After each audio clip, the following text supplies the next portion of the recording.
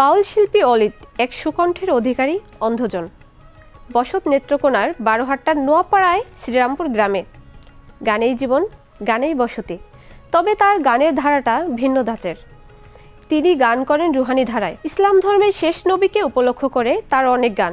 নিজের লেখা ও সুর করা সেসব গানে আছে মাটির গন্ধ আর পবিত্রতার আবেশ। বাউল অলিতকে নিয়ে এ সপ্তাহের গান। বাউল গানটা হচ্ছে গুরুমুখী বিদ্যা, এটা ওস্তাদ ব্যতীত শেখা যায় না। তো আমার ওস্তাদ নাই, তিনি শাহাদত বরণ করেছেন। ওনার বাড়ি ছিল আমগোয়াল নিশ্চিন্তপুর, বারাটা থানা। বাউল কবি রাশিদ মিয়া, তিনি আমার ওস্তাদ।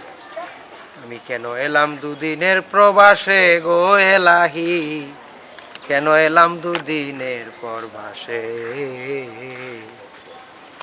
আগে আমায় বলেছিলে থাকবে আমার পাশে, এখন দুই আঁখি মেলিয়া দেখি তোমারে নিভাসে গো এলাহি, কেন এলাম দুদিনের প্রবাসে।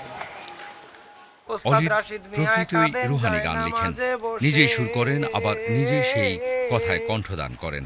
আমার কান্না কি শুনিতে পাও না, পৌঁছায় না আরো সে গো এলাহি, কেন এলাম দুদিনের প্রবাসে। আমার প্রিয় বা অনেক গান অনেকের প্রিয় নাও হতে পারে। আল্লাহর গান, আল্লাহ রসুলের গান, পীর মুর্শিদের গান। আমরা বাউলরা যেটার উপরে বিশেষ করে সাধারণত চর্চা করে থাকি, দেহতত্ত্ব, ভাটিয়ালি, মুর্শিদি, সব গানই তো প্রিয়। যার কারণে তার গান পায় ভিন্ন মাত্রা। গান হয়ে ওঠে ভক্তি আর ভাবচিন্তার সম্পদ। বাবা কুতুবুদ্দিন গত হলেও মাতৃময়ী রায়লা আক্তার বেঁচে আছেন। স্ত্রী ও 3 সন্তানের সংসার। চুক নাই ঠাহর করে কাজ করেন, গান গেয়ে জীবিকা নির্বাহ করেন। পীড়িতের নাও শুকনা দেয়া চলে কি কৌশলে, পীড়িতের নাও শুকনা দেয়া চলে। বাউল অলিত হইয়া প্রেমের পাগল, মুখে বকে আবল তাবল। ফলল না পীড়িতের ফসল, যৌবন গেল বিফলে, হায় জীবন গেল বিফলে।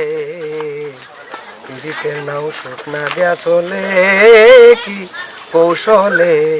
40 বছর বয়সী অলিত বাউল গানের আসর মাত করতে সারা দেশেই ডাক পেয়ে থাকেন। তবে কার্তিক থেকে ফাল্গুন চৈত্রে গানের আসরে ডাক পড়লেও এই বর্ষা কষ্টে কাটে অলিত বাউলের।